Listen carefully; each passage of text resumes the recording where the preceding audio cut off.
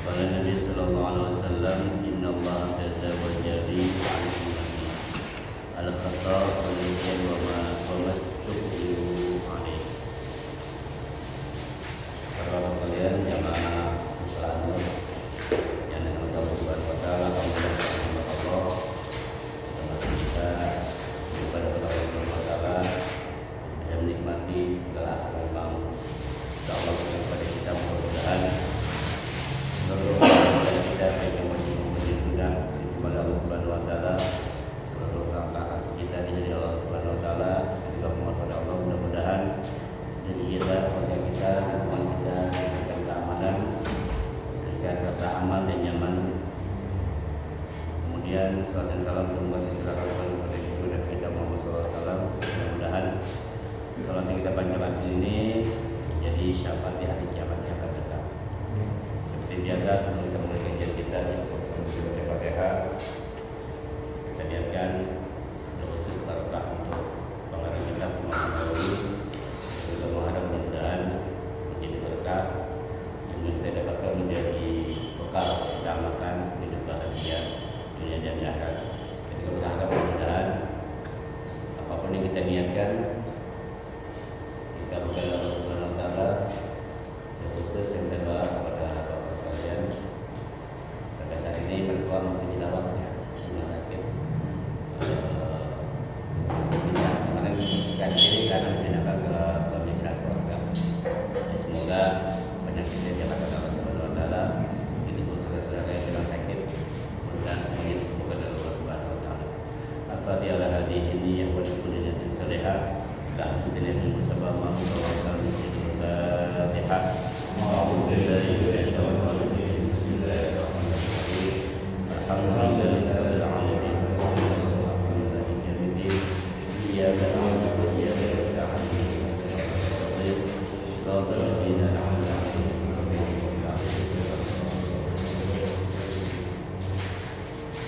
Sekarang hadis yang ke-9. Sekarang juga selesai. Lambat alhamdulillah. Sudah kami pada hadis tasi'ah wa salasun, hadis yang ke-39. An Ibnu Abbas radhiyallahu anhuma anna Rasulullah sallallahu alaihi wasallam qala inna Allah tajawaza li an ummati al-khata' wal nisyan wa mastuqbihu bi alaihi. Wa hadisun hasanun rawahu Ibnu Majah wa Baihaqi wa ghairihi. Baik, hadis kali ini kita bicara tentang hal-hal yang bisa diampuni oleh Allah Subhanahu wa taala, karena kita adalah manusia, makhluk yang bersalah, berdosa. Ada hal-hal yang Allah maafin, ada yang tidak bisa dimaafkan. Ya, berdasarkan hadis-hadis dan ayat-ayat yang telah Allah berikan kepada kita, bahwa pada dasarnya kita ini hidup wa ma khalaqul jinna wal insa illa yang hanya ibadah ya kepada Allah Subhanahu wa taala. Namun dalam praktek sehari-hari seringkali kita melakukan kesalahan, kealpaan, kelupaan dan sebagainya dengan berbagai macam kondisi dan keadaan, disebabkan kadang-kadang kita tidak menjalankan perintah sebagaimana Allah perintahkan. Dari Ibnu Abbas radhiyallahu anhu, dari Ibnu Abbas radhiyallahu anhu. Jadi dua-duanya dapat ridho nih. Siapa? Ibnu Abbas dan Abbasnya. Abbas itu paman Rasulullah ya. Paman Rasulullah. Ibnu Abbas siapa? Abdullah bin Abbas dan Ibnu Adam dan Abbas. Jadi dua orang.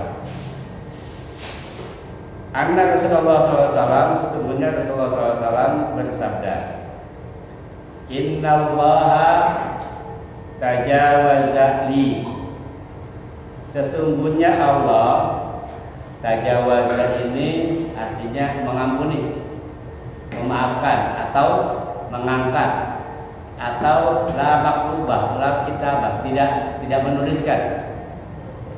Allah memaafkan, Allah mengangkat, Allah tidak mencatat sebagai sebuah dosa. Li, nah ini ada kalimat li di sini. Ini yang menarik. Li itu artinya karena aku. Jadi umat ini tidak dihitung dosa, tidak dihitung salah, tidak dihitung membangkang kepada Allah karena kedudukan Rasulullah. Kan kadang-kadang kita gitu Pak, di kantor atau di kerjaan, karena anak buahnya si Anu nih, karena backingnya si Anu nih, jadi dia dapat keistimewaan. Nah, di antara seluruh umat manusia dari sejak zaman Nabi Adam sampai akhir zaman, nah, ada satu umat karena keberadaan Rasulullah, karena kedudukan Rasulullah, maka hal-hal tersebut bisa diampuni oleh Allah. Jadi karena kedudukan Rasulullah. Kalaulah nggak ada Rasulullah, maka itu tidak akan didapatkan hak istimewa itu. Jadi Inna Allah Ta'ala wajali an ummati, sesungguhnya Allah mengampuni atau tidak mencatat atas umatku karena aku. Apa yang tidak Allah catat kepada kita, karena kita sudah bahas di awal tadi bahwa kewajiban manusia itu diciptakan untuk ibadah, mulai dari melek mata sampai tidur, sampai tutup mata. Nah, kecuali ada hal-hal, ada kejadian-kejadian yang Allah nggak hitung sebuah dosa. Pertama apa? Al-khoto'ah, kesalahan. Nah, al-khoto' ini yang dimaksud dari al-khoto' itu salah yang maksud di sini adalah kesalahan yang tidak disengaja. Jadi bukan salah yang disengaja ya. Misal gini, misal bapak lagi berburu nih, ya kan, berburu. Gitu mau nembak burung, kena orang itu mati. Salah nggak? Membunuh orang hukumnya dosa. Tapi karena ini kesalahan yang tidak disengaja, itu tidak dosa. Contoh lagi, misalkan kita bercanda sama teman, kita oleh mati. Kita jitak olehnya mati. Itu membunuh orang sebenarnya, menghilangkan nyawa orang hukumnya dosa, tapi itu nggak disengaja. Jadi kesalahan yang tidak disengaja itu yang diampuni oleh Allah. Walaupun secara konsekuensi hukum manusia tetap dapat, tapi dia dosa nggak dapat. Contoh lain, ada berita beberapa waktu yang lalu, ada seorang anak membunuh begal karena belain ibunya. Ada kasus tuh. Jadi dia belain ibunya, kan ibunya dilecehkan, dipukul di preman mati. Secara hukum syara di mata Allah dia berdosa. Karena membela hak adalah kewajiban. Membela harta kita, kemudian sabilillah, apalagi membela kehormatan ibu, ini adalah sabilillah. Secara hukum di mata Allah, orang itu terbunuh, orang itu mati, penjahat itu mati, itu secara hukum di mata Allah nggak dosa, karena itu adalah kewajiban kita membela. Apalagi kadang-kadang kita pukul nggak ada niat membunuh, Pak. Kita pukul, jujur gitu, kita tahu mati. Nah, kesalahan itu di mata Allah tidak sengaja. Walaupun di mata manusia tetap hukum berlaku. Kan betul kasus kayak gitu kan. Pokoknya hal-hal sesuatu yang tidak disengaja. Jadi yang Allah maafkan itu adalah kesalahan-kesalahan yang tidak disengaja. Kalau kesalahan yang disengaja, ya itu mah nggak ada ampunan. Ya, makanya kita dalam doa itu, ya kalau semua kesalahan itu diampuni oleh Allah, maka gampang, enak banget. Maka ketika kita lagi di dalam ayat itu ada doa yang berbunyi, Rabbana la tu'akhidna in nasina aw akhtana. Ya Allah, jangan bersiksa kami karena kelupaan kami dan kesalahan kami. Kesalahan di sini maksudnya kesalahan yang tidak disengaja. Tapi kalau kesalahan yang disengaja, ya itu mah udah pasti dosa. Ya, sudah pasti dosa.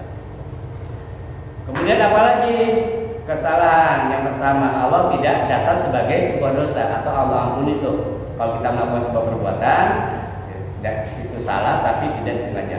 Wan nisyan, lupa. Nah, kalau lupa maka orang nggak ingat, Pak. Kalau lupa orang nggak ingat. Nah, makanya di dalam hukum Islam itu orang yang lupa nggak kena hukum. Orang lupa nggak kena hukum. Sebenarnya elemen dasar manusia Mengapa manusia disuruh ibadah? Karena makhluk yang Allah ciptakan ini, yang Allah kasih akal cuma manusia. Ayam Allah ciptakan, dikasih akal nggak? Ayam. Enggak. Makanya kerbau dikasih akal nggak? Makanya kerbau dari dulu dikasih rumput, udah itu rumput aja. Nggak mikir tuh mau makan daging, kayak makan bistik, makan rumput, enggak. Ya rumput aja. Karena nggak dikasih akal. Dari lahir nggak dikasih baju itu sapi, sampai dia meninggal itu sapi nggak pakai baju. Karena nggak dikasih akal. Nah manusia itu dibebani perintah karena dikasih akal. Maka ayatnya la yukallifullahu nafsan illa usaha. Allah nggak bakal kasih beban. Makanya akal yang menjadi patokan utama orang beribadah dan tidak beribadah. Akal. Bicara akal ada 3. Ada akal yang belum berfungsi, maka orang itu nggak wajib ibadah. Contoh anak kecil. Anak kecil punya akal nggak? Punya, cuma fungsinya belum maksimal, belum nyampe. Dia belum bisa membedakan mana baik, mana buruk, belum bisa membedakan mana halal, mana haram, belum bisa membedakan mana hitam, mana putih. Makanya kalau anak kecil ibadah itu nggak diwajibin, karena akalnya belum berfungsi. Nah akal yang belum berfungsi itu maka bebas hukum. Nggak dosa kalau tuh bocah nggak sholat, nggak dosa tuh bocah kalau nggak puasa, nggak dosa tuh bocah kalau nggak ngaji, karena memang akalnya belum berfungsi, belum maksimal. Yang kedua, manusia tidak dibebani kewajiban ibadah kalau akalnya tidak berfungsi. Siapa orang yang akalnya tidak berfungsi? Orang gila. Orang gila punya akal nggak? Punya, cuma tidak berfungsi. Orang gila tidak bisa membedakan mana pakai baju, mana tidak, mana mandi, mana tidak, mana makanan halal, mana makanan haram. Orang gila. Makanan bersih, makanan kotor, buat dia sama aja. Walaupun punya akal, namun akalnya tidak berfungsi, rusak, alias mati akal. Yang ketiga, orang yang tidak terkena hukum berkaitan akal adalah orang yang akalnya belum on. Contohnya siapa? Orang tidur, belum sadar. Orang tidur punya akal nggak? Kita punya akal nggak? Punya.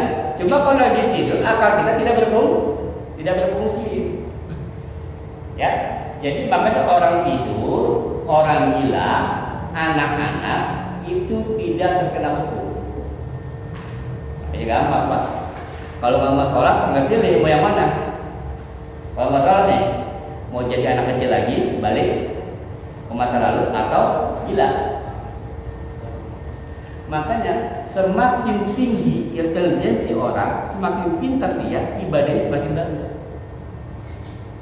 Jadi Bapak bisa lihat kok, orang yang ibadahnya bagus berarti akalnya bagus.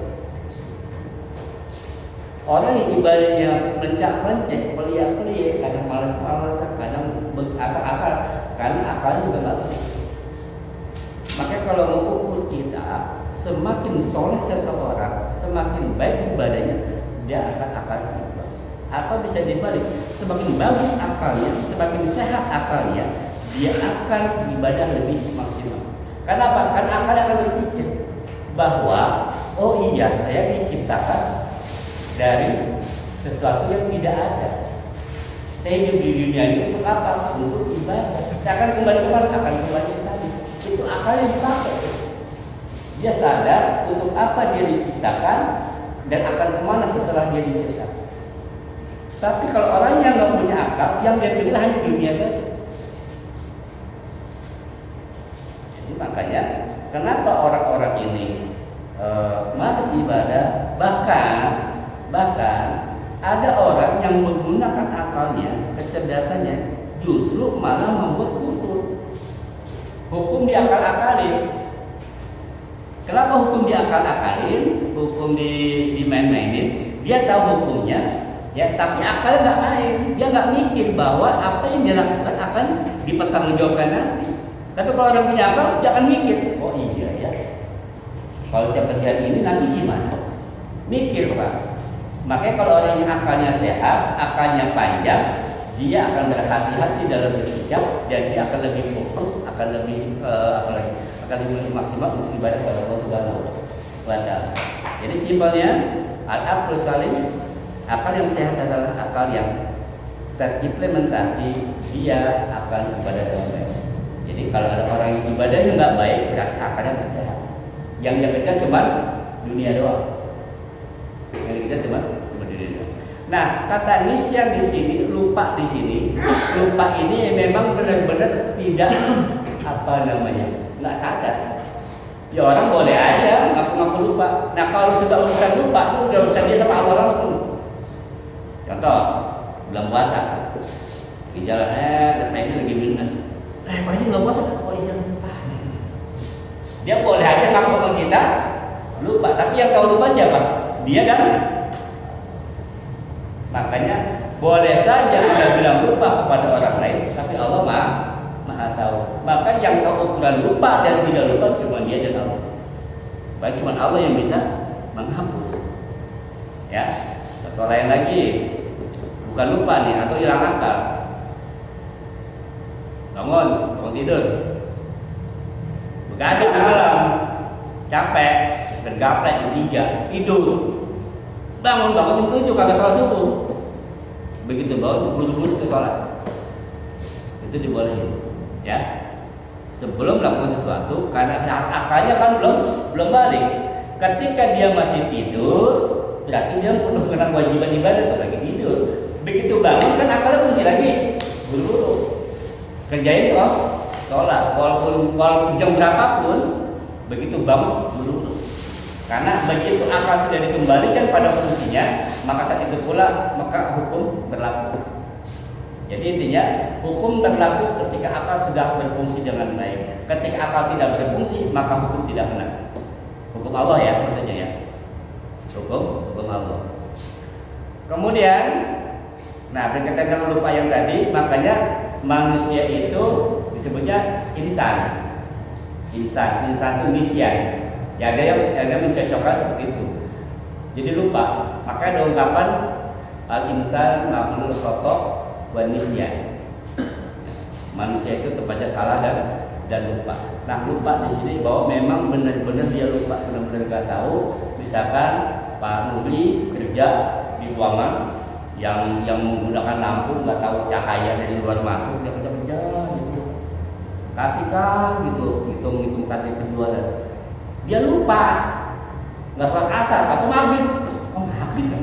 Lupa saya sholat. Nah, itu lupanya tadi dimaafin, bukan lupa-lupain atau bukan melupakan. Yang lupa seperti ini dibolehkan. Kemudian wa mastublihu alaih, dan apa tuh? Karena dipaksa.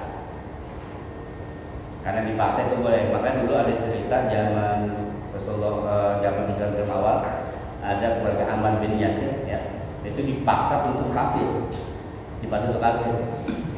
Disiksa oleh kafir Quraisy waktu itu awal-awal Islam muncul. Jadi keluarga orang manusia pertama yang mati syahid itu adalah keluarga Ammar bin Yasir. Jadi pertama Islam kalau muncul masih sembunyi-sembunyi, ada orang masuk Islam. Akhirnya ketahui sama tuannya, sama tokoh-tokoh kafir Quraisy, disiksa. Bapaknya ditusuk pakai tombak, dibunuh. Ibunya dalam kondisi hamil tua, perutnya ditusuk pakai tombak. Ya. Nah, melihat orang tuanya disiksa sampai mati dan ibunya lagi hamil besar, perutnya ditusuk pakai tombak itu, Ammar bin Yasir nggak kuat. Waktu itu, akhirnya dipaksa untuk ngaku keluar dari Islam demi keselamatan dirinya, udah nggak ada cara lain lagi untuk menyelamatkan iman. Akhirnya ngaku. Akhirnya mulutnya ngomong iya, siap keluar dari Islam. Tapi hatinya enggak, cuma mulut berpura-pura. Nah, yang berpura-pura seperti itu tidak dihukumkan kafir karena terpaksa atau dipaksa. Yang namanya dipaksa itu ada sesuatu yang kita nggak punya pilihan. Jadi yang maksud hadis di sini adalah sesuatu kondisi di mana kita nggak punya pilihan lain. Memang harus begitu. Beda kalau kita masih punya pilihan lain. Contoh, mohon maaf, kita disuruh beli minuman sama teman kita, gitu dong, coba tender juga, sebotol 2 botol deh, gitu kan. Bapak bisa nolak nggak? Kalau bisa nolak itu bukan terpaksa, itu pilihan.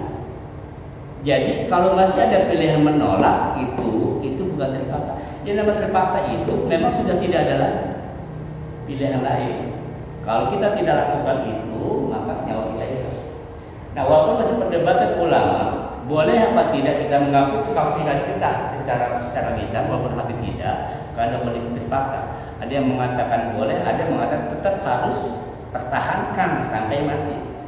Karena lebih Anda mati dalam kondisi mempertahankan keimanan Anda mati syahid daripada Anda begitu Anda ngaku keluar dari Islam ternyata akhirnya Anda mati.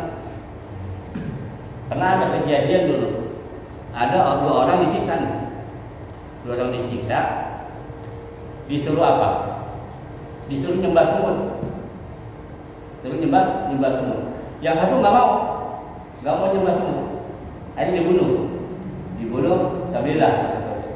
Nah, yang nyembah semut, yang disembah dua-duanya, yang nyembut ini akhirnya karena dia ngaku walaupun hati yang nolak, dia ngaku menyembah semut, dibunuh, akhirnya masuk neraka. Kenapa? Karena tunduk kepada sesuatu itu untuk nyembah semut, walaupun kondisinya terpaksa. Nah, kadang-kadang dalam kehidupan sehari-hari kita di dalam pekerjaan, apakah dalam rumah tangga dan sebagainya, ada sebuah kondisi di mana sebenarnya nggak terpaksa sih. Kita masih bisa melakukan hal lain yang menyebabkan ridha Allah, tapi kita ambil itu dengan alasan terpaksa. Contoh, kerja di tempat yang memang tidak dibenarkan menurut syariat, di bar, di diskotik, gitu kan, yang memang mudaratnya jelas, haramnya jelas, gitu kan. Padahal kalau Anda keluar dari itu masih bisa nggak? Bisa. Apakah kalau Anda keluar dari kerjaan itu Anda akan mati kelaparan dan nggak dapat rezeki? Enggak. Saya punya teman kerja di pabrik angkat besi. Saya bilang, ente harus keluar. Entar ada gunanya gimana? Emang kalau ente berhenti dari angkat besi nggak dapat apa? Nggak ada kerjaan lain? Bisa sih. Cuma sayang, aku udah lama kerja di sini, udah punya posisi. Nah, itu beda cerita. Itu bukan terpaksa namanya. Itu dia memilih itu.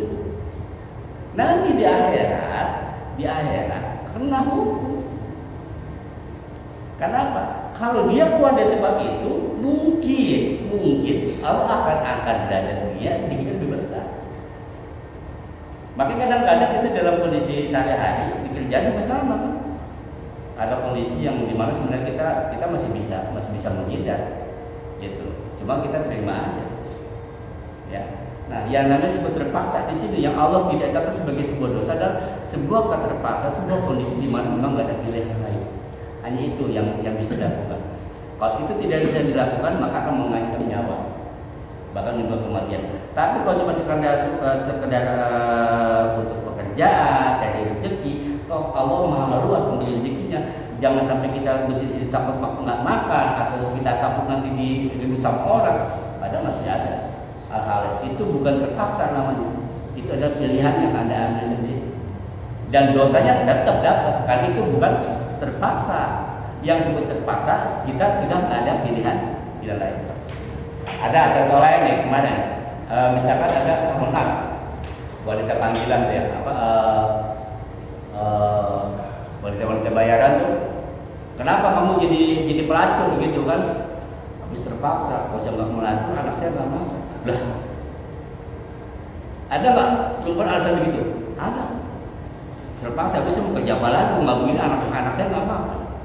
Padahal, kalaupun dia nggak melakukan pelacuran itu, dia masih bisa makan nggak? Masih bisa. Nah itu sih bukan terpaksa namanya. Itu memang doyan. Karena dia nggak mau capek, cari uang yang gampang kayak gitu. Ya, baik ya. Jadi menurut hadis ini kata Rasulullah ada 3 kondisi di mana jika mengena pada umat Islam maka dia tidak dianggap sebuah dosa atau lepas kewajiban. Yang pertama, kesalahan yang tidak disengaja, ya. Yang kedua, lupa, ya, lupa yang cuma dia sama Allah yang tahu, kan? Yang ketiga itu karena kondisi terpaksa dan gak ada pilihan lain. Ya, 3 kondisi ini Allah maafkan, Allah nggak itu sebagai sebuah dosa, ya, tidak itu sebagai sebuah dosa. Untuk yang lainnya Allah hitung sebagai sebuah dosa di mata Allah Subhanahu wa Ta'ala. Baik, masih ada mau tanya nggak? Ya, baik.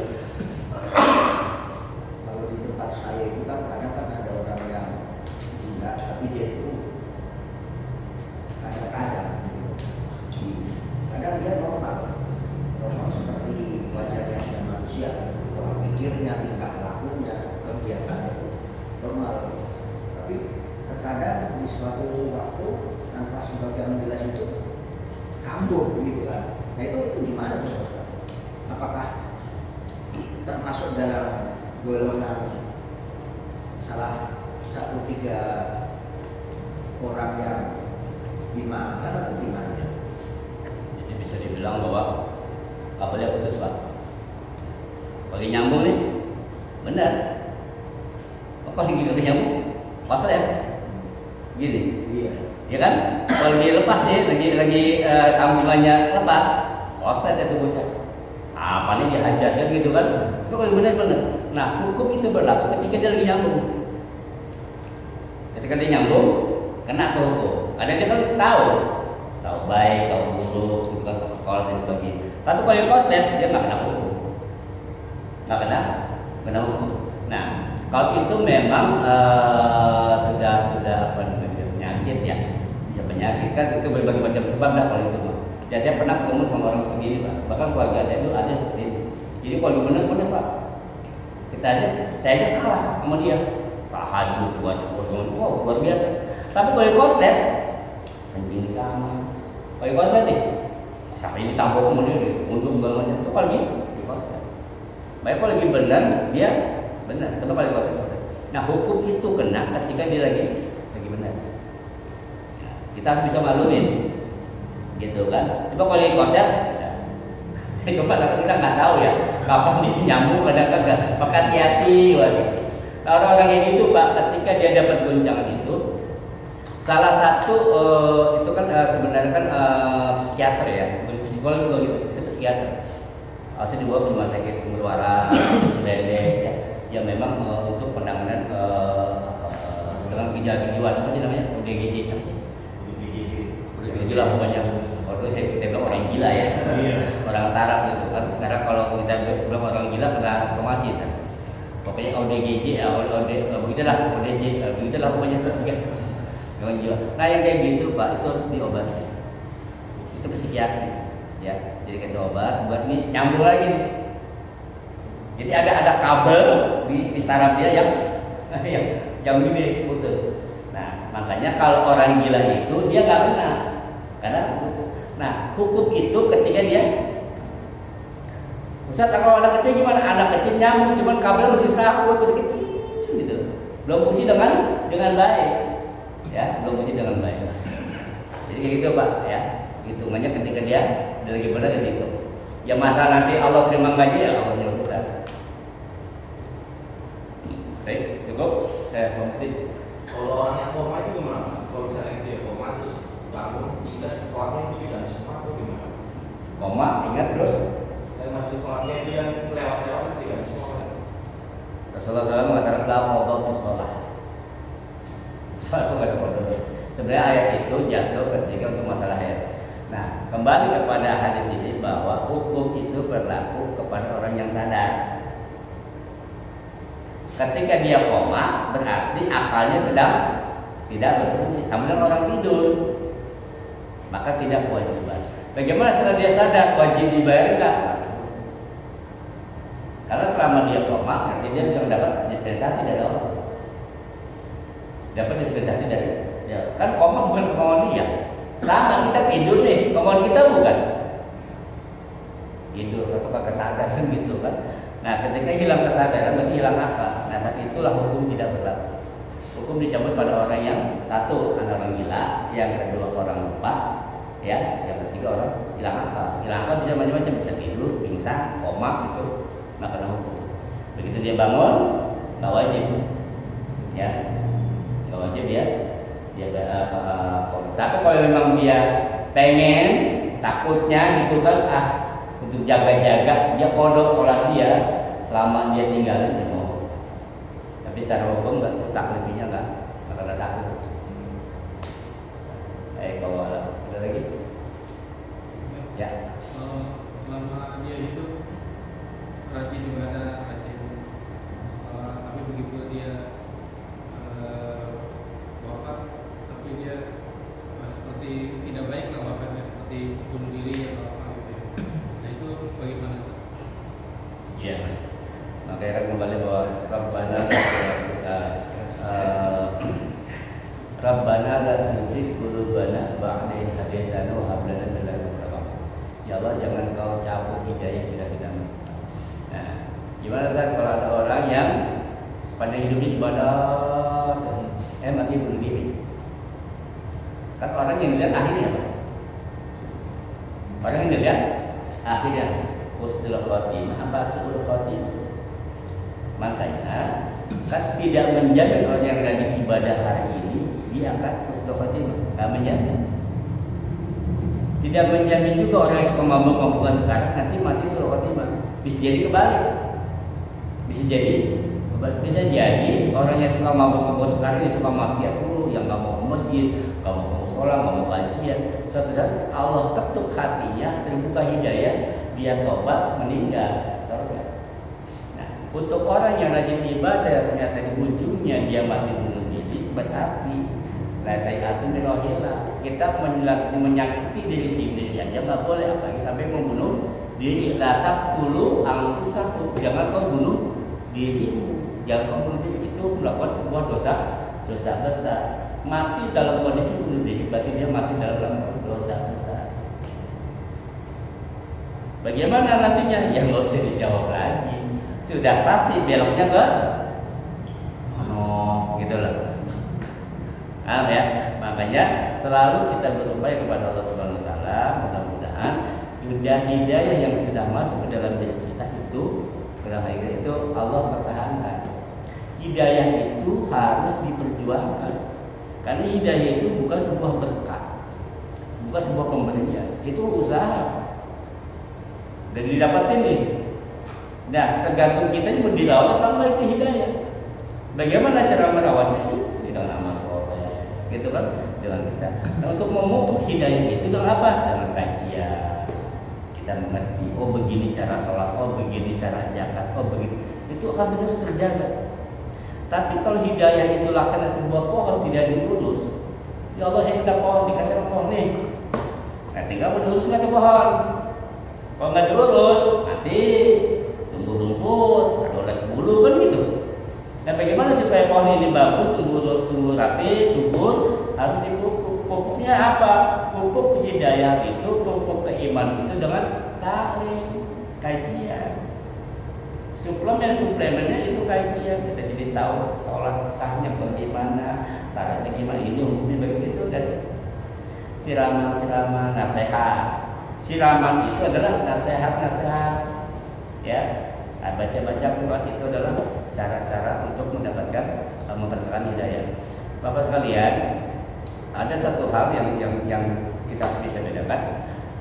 Kita sering mengenal ada kata taufik wal hidayah, kita sering bahas ini. Ya kan, hidayah itu pada, tapi kalau taufik itu nggak semua orang dapat. Contoh yang paling gampang begini. Pertama naik, mahal kan? Nah kita mampu beli, itu taufik namanya. Sebesar apapun beban hidup ini, kita mampu dan Allah kasih kemampuan itu adalah taufik. Pertolongan Allah yang tidak semua orang bisa. Mobil mahal nggak? Mahal. Tapi Allah kasih kemampuan, itulah taufik. Ada orang punya uang banyak, itu nggak mampu punya mobil. Ada.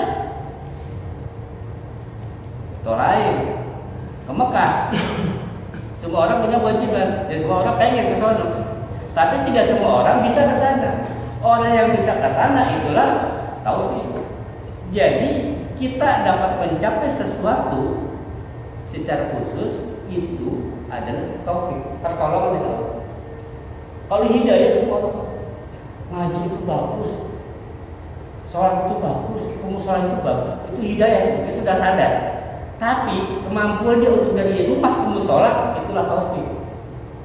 Banyak orang dikasih hidayah, banyak orang dikasih kesadaran, tapi Allah tidak bantu dia untuk menunjukkan, mengaplikasikan hidayah yang sudah Allah kasih. Nah, kesini kita minta ya Allah berikan taufik dan hidayah, petunjuk yang baik dan kemampuan untuk melakukan. Paham ya? Di taufik itu lebih mahal daripada hidayah. Nah, insya Allah kesadaran kita sudah bahkan. Nah, kemudian juga boleh nggak kita ibadah zikir untuk urusan-urusan dunia? Gitu kan? Nih, saya meluruskan. Kemarin nanya sama saya, Ustaz, boleh nggak saya pengen punya bayar hutang, terus saya pengen punya sesuatu, terus saya sholawatin. Katanya ada ngajarin saya, Ustaz kalau saya pengen ini sholawatin aja, pengen rumah sholawatin, pengen mobil sholawatin, pengen ini sholawatin. Pernah nggak dengar kayak gitu? Gitu kan? Saya bilang nggak ada yang salah dengan sholawat. Cuma ini dulu ini ya. Cuma saya bilang kalau Anda bersolat hanya untuk urusan itu yang disebut dengan para ulama itu salat kontak. Salat hanya untuk urusan dunia. Ayo kita baca salat supaya hutang kita dilunasin. Ada kayak gitu. Pengen mobil, selawatin, pengen baca salawat. Saya pikir kok jadi murah banget gitu salawat. Salawat jadi murah.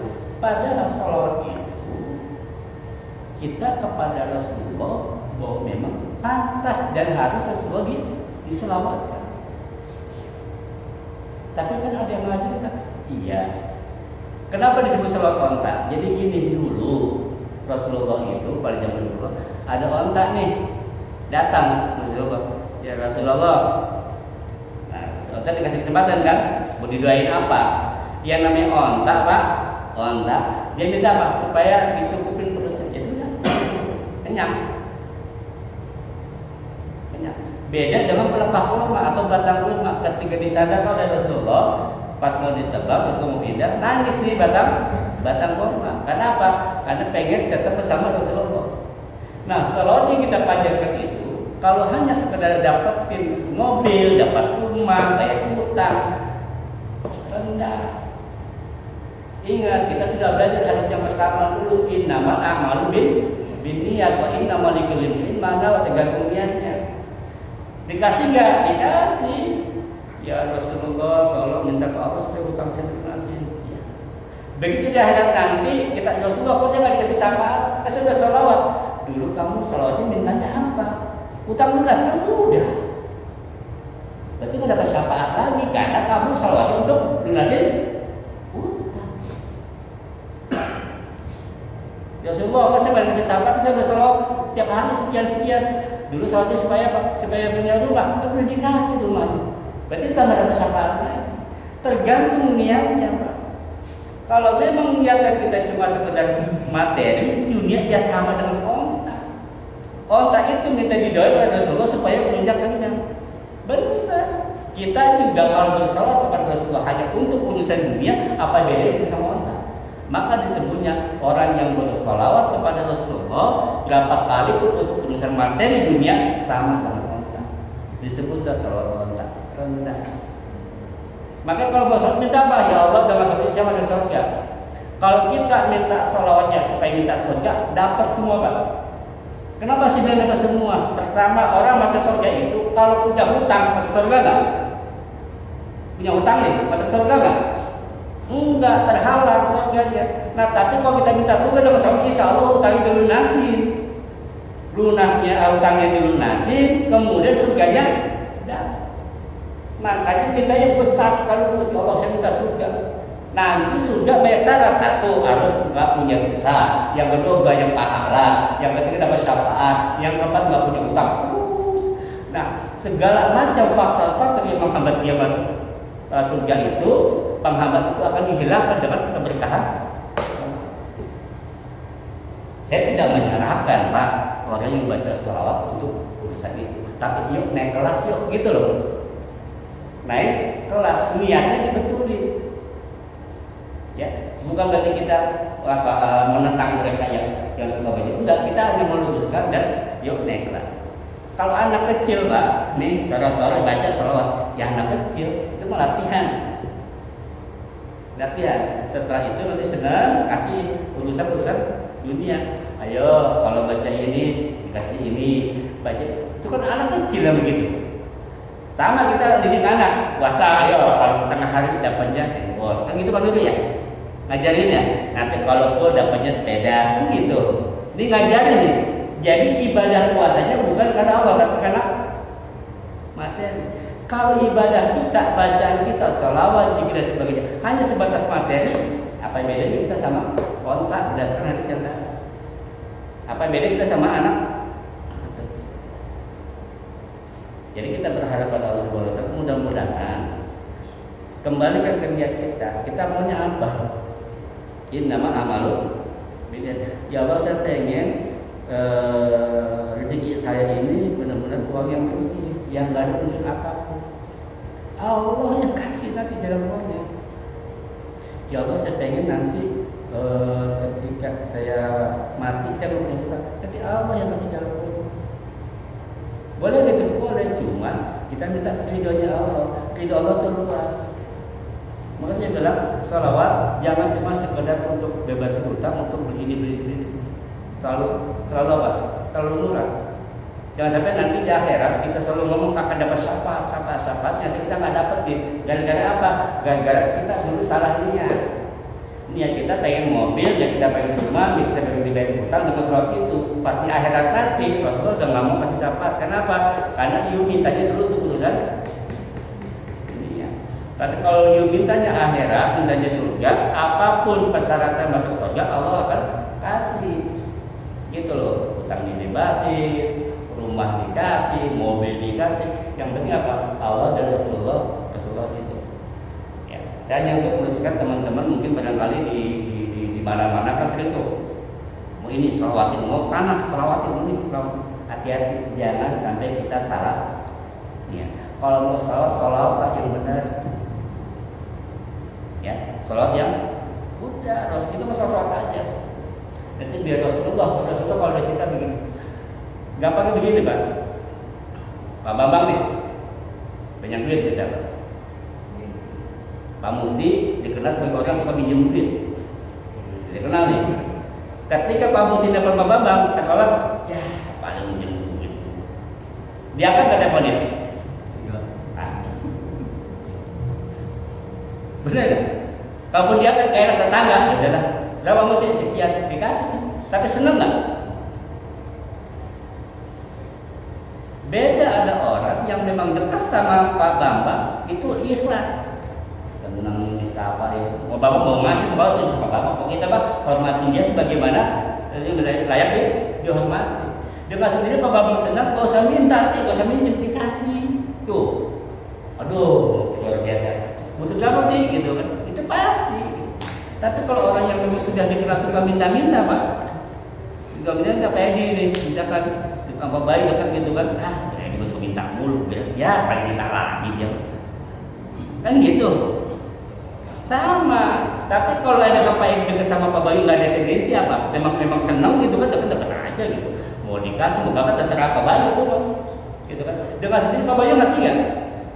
Ngasihnya bukan karena terpaksa, tapi penuh dengan kecintaan, keikhlasan, keridhaan. Itulah yang dimaksud salawat kepada Rasul. Jadi jangan punya tendensi apa-apa, doa pun sama, zikir pun sama. Kita sholat duha saja, nggak usah kita masalah. Kan ada gini, mau kaya nggak mau sholat duha yang banyak? Benar Pak, ada orang beli sholat duha kayak itu. Kenapa? Dia sekian lama sholat duha tuh nggak kaya-kaya. Karena apa? Dibilangnya duha buat kaya. Akhirnya dia berhenti duha gara-gara nggak kaya-kaya. Lurusin niatnya. Ya, innamal a'malu makanya ibadah kita dari kecil sampai sekarang ini, yuk kita evaluasi apa nih yang selama ini salah niat kita. Ya, mudah-mudahan yang kita lakukan ini ikhlas karena Allah. Kita sama-sama belajar, saya juga belajar. Kita sama-sama belajar supaya apa? Supaya yang kita lakukan ini benar-benar ikhlas karena Allah. Kita mengharap syafaat Rasulullah nanti pada hari kiamat, kita masuk surga dengan selawatnya itu tanpa syarat dan sebagainya. Apapun kesibukan kita, apapun kesulitan kita, Allah mudahkan dengan ibadah dan baca dan sebagainya. Saya anjurkan perbanyak selawat, bukti cinta kita kepada semua itu loh. Ada satu ibadah yang hanya Allah juga ikut. Apa? Ibadah semua diwajibin oleh Allah, tapi Allah nggak ikut. Tapi ada satu ibadah yang diwajibin, Allah juga ikut. Itu apa? Sholat. Allah perintahkan kita sholat, Allah sholat ya. Allah perintahkan puasa, Allah puasa. Allah perintahkan sholat, Allah sholat, Allah sholat. Bukan cuma Allah, malaikat pun sholat. Makanya nanti kita mau punya bagian lain pada akhirat. Cuma siapa? Rasulullah. Cuma kita buktikan cinta kita kepada Rasulullah dengan berbagai macam apa yang kita bisa. Ya, coba jangan sampai salah mengungkapkan cinta. Kan ada orang mengungkapkan cinta jadi lebay gitu kan? Apa ya gitu kan? Terlalu lebay.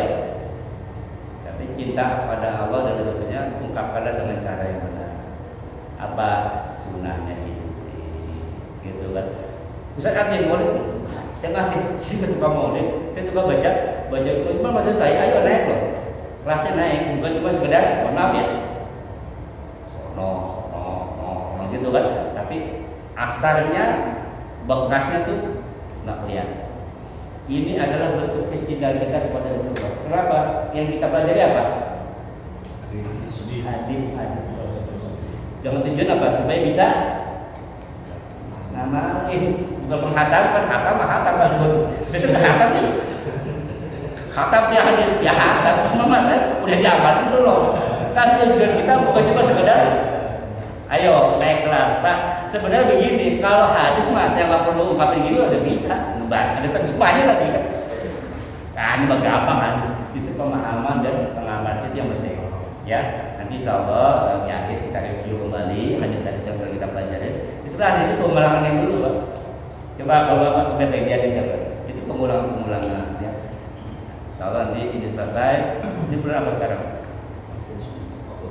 Oktober tanggal akhir bulan berapa Pak? Jadi bulan November kajian tinggal apa kajian dan tergantung di votingnya bagaimana. Ya, baik. Ya, cukup. Ada lagi terakhir. Ya Bapak ya. Di luar tema Ustaz. Ya. Seperti yang kita ketahui bahwa katanya ini saya pribadi juga belum tahu sebenarnya. Kucing adalah salah satu hewan kesayangan Rasulullah. Kalau nggak salah namanya Muisa atau siapa.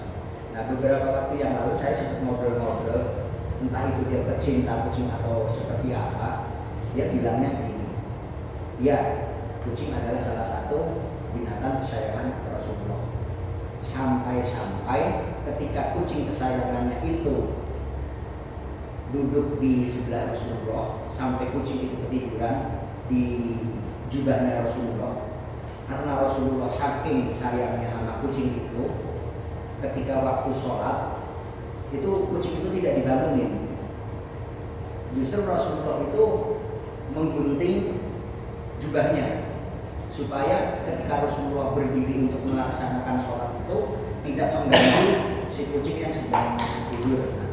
Nah, sepengetahuan Pak Ustadz itu apakah benar kucing salah satu kesayangan hewan kesayangan Rasulullah, atau Rasulullah itu sebenarnya itu mencintai dan menyayangi semua makhluk hidup? Baik. Rasulullah adalah Muhammad asalkan kehilangan rahmatan lil alamin. Ini benar. Tidaklah putuskan Muhammad untuk seluruh alam, berarti sayang semua binatang. Sayang semua binatang. Jadi kalau ada pengkhususan masalah kucing, mohon maaf sampai sekarang saya belum ketemu hadisnya, tapi nanti saya baca khusus masalah bahas masalah khusus kita tentang kucing. Yang pertama. Yang kedua, banyak beredar cerita-cerita di luar yang mengandung Israelian, dibilang itu hadis pada itu cerita karangan yang belum tentu benar. Sekarang begini, cerita yang tadi diungkapkan oleh Pak Bayu, kita pakai logika. Lagi sholat, ada kucing di sebelahnya atau di depan atau dimanapun, di sekitar. Terus lagi sholat menggunting baju,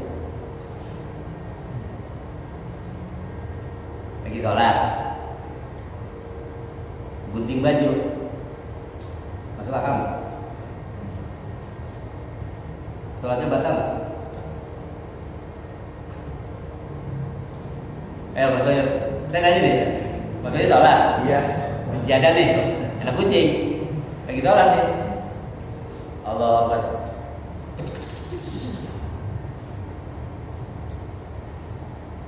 Logis kan? Dari ceritanya itu sedang bertentangan dengan hukum fikih. Makanya saya bilang cerita-cerita seperti ini saya tidak mau blow up terlalu besar. Bisa jadi ini cerita Israeliat yang dibesar-besarkan. Tapi saya tidak mengatakan ini dosa ya. Nanti saya akan cari sumber yang benar seperti apa.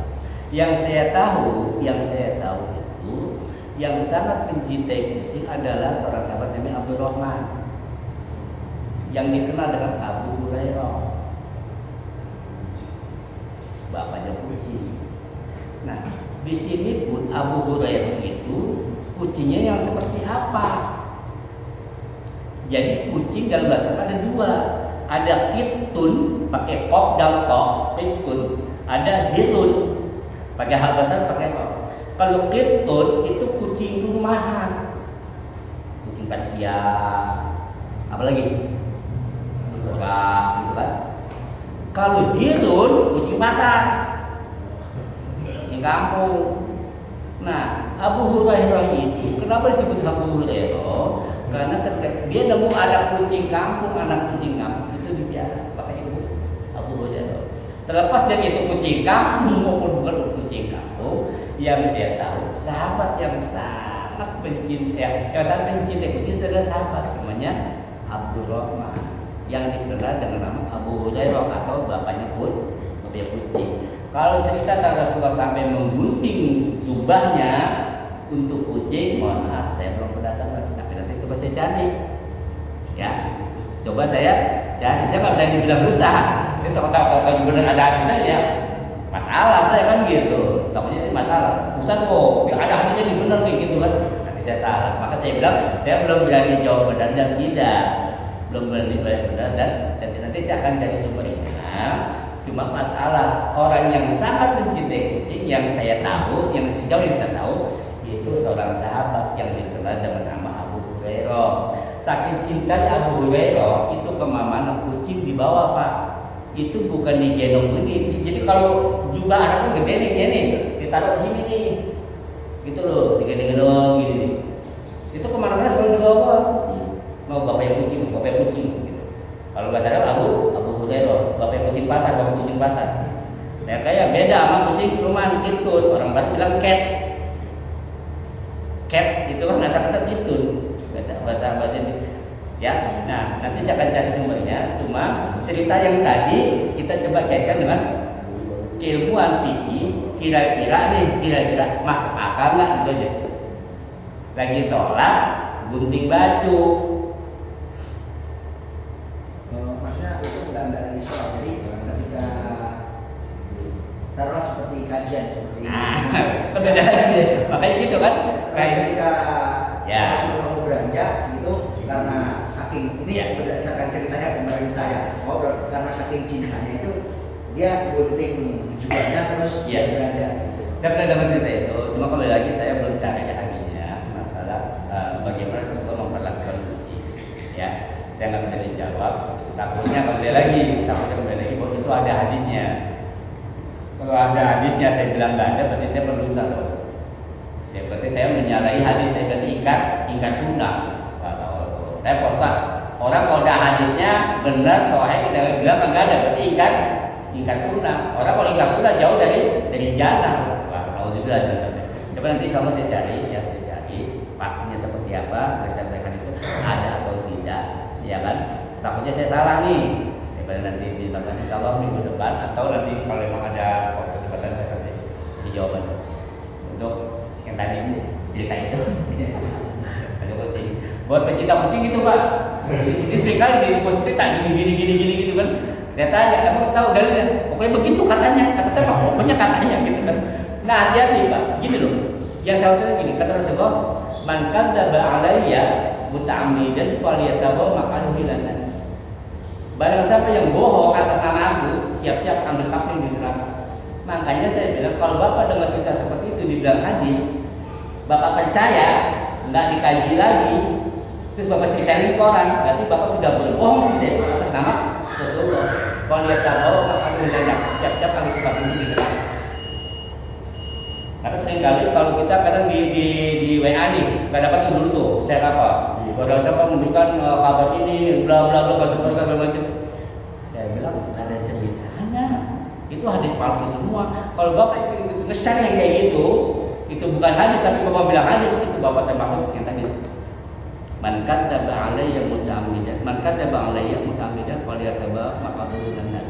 Barang siapa yang sengaja bohong atas nama aku, siap-siap ambil kafir di neraka.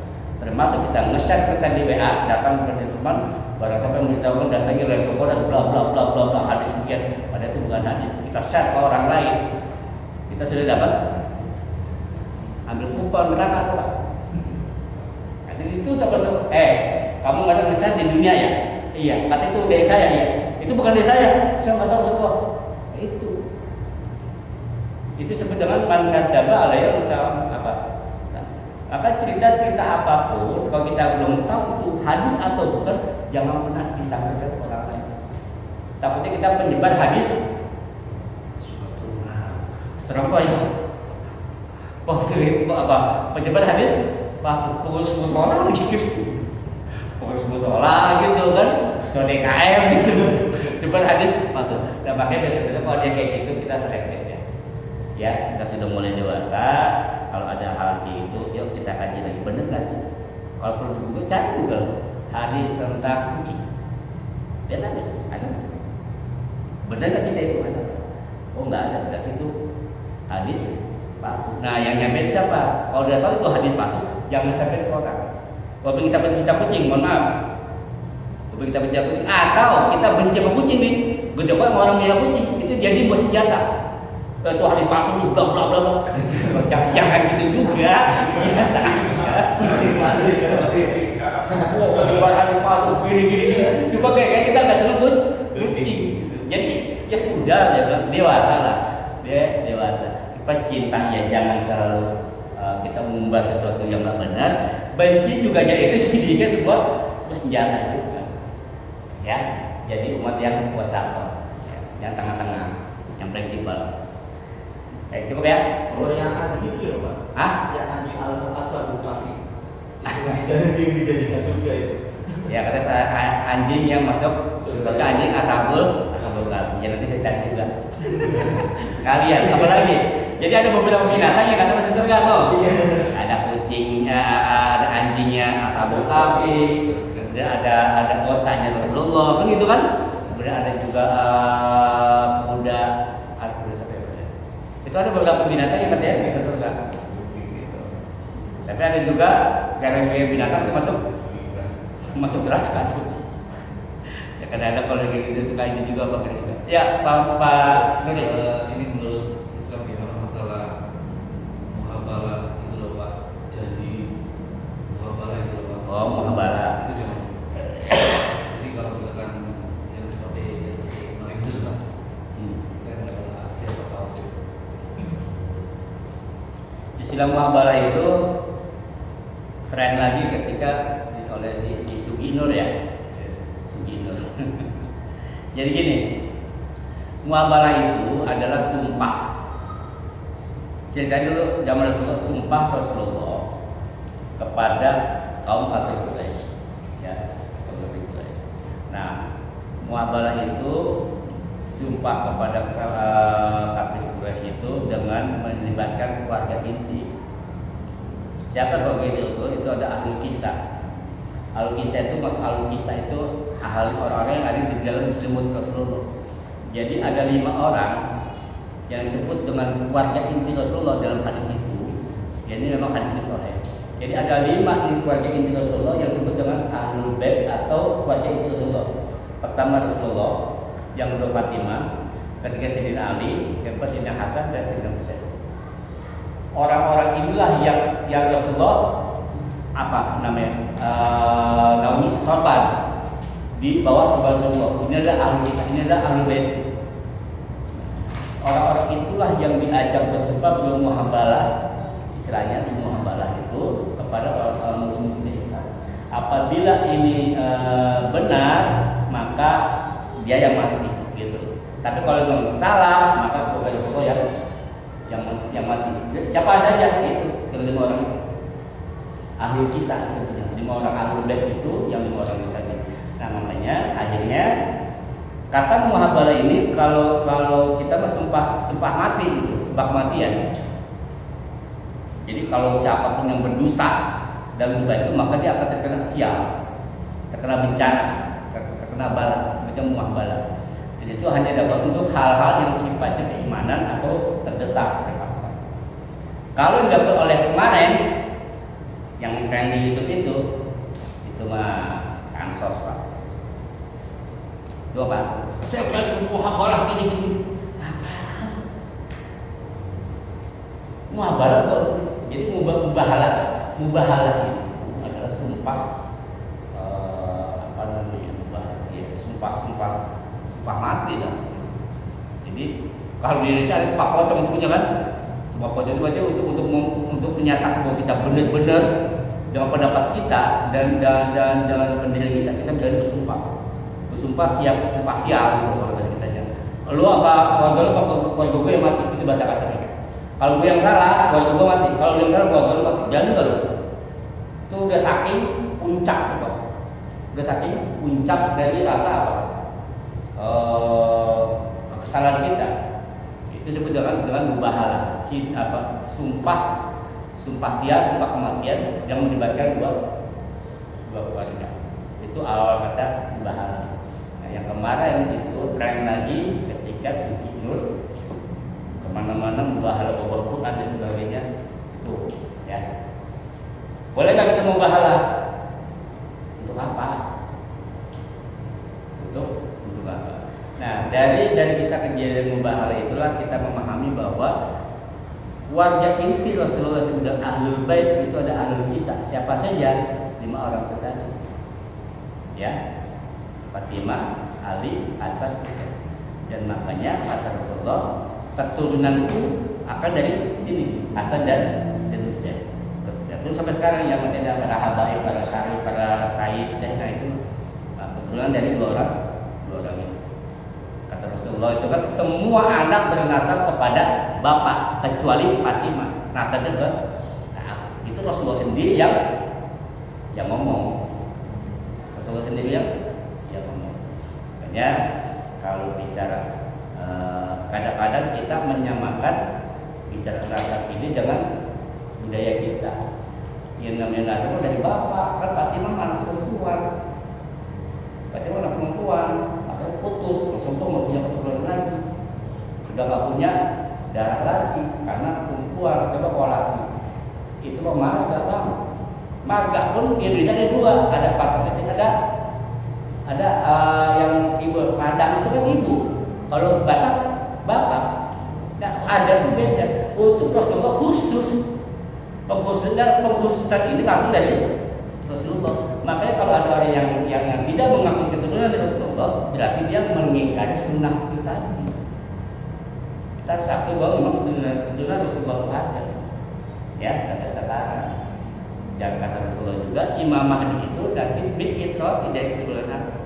Makanya nanti jadi Imam Mahdi mah ya, kabaib.